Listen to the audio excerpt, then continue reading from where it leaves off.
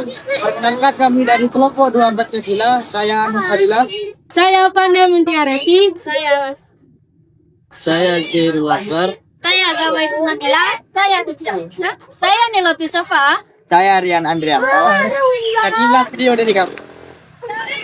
Globalisasi adalah proses menyatunya dunia melalui kemajuan teknologi, informasi, dan komunikasi. Kita bisa dengan mudah mengakses budaya, gaya hidup, bahkan ideologi dari berbagai negara.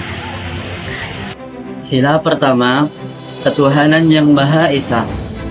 Sila ini mengajarkan kita untuk selalu beriman dan bertakwa kepada Tuhan.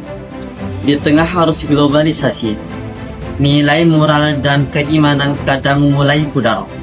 Dengan menjadikan sila pertama sebagai pedoman, kita diingatkan untuk tetap berpegang pada nilai spiritual dan tidak mudah terpengaruh budaya yang bertentangan dengan keimanan. 2. Kemanusiaan yang adil dan beradab mengajarkan kita untuk menghargai sesama manusia tanpa memandang perbedaan. Di era media sosial sekarang, kita sering mendapat ujaran kebencian atau penyerangan orang.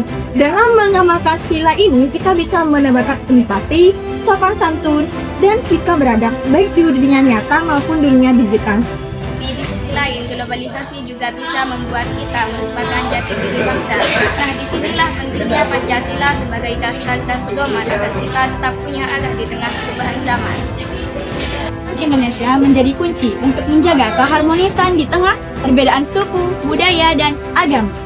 Globalisasi bisa memunculkan paham individualis dan perpecahan.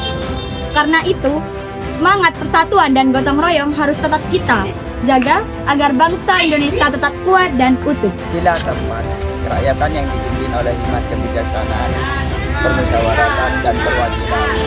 Mengajarkan pentingnya menghargai pendapat orang lain di era global. Banyak perbedaan sudut pandang, tapi kita diajarkan untuk mencari solusi lewat musyawarah, bukan perdebatan yang memecah belah. Jadi, Pancasila memiliki peran besar dalam menjaga nilai-nilai bangsa di tengah derasnya arus globalisasi. Jika setiap warga negara mampu mengamalkannya, Indonesia akan menjadi negara yang maju tanpa kehilangan jati diri dan karakter aslinya. Globalisasi membawa dampak besar pada semua aspek kehidupan, termasuk ekonomi, sosial, dan budaya. Di satu sisi, kita mendapat banyak manfaat, teknologi canggih, pertukaran budaya, hingga kesempatan untuk berkarir secara global.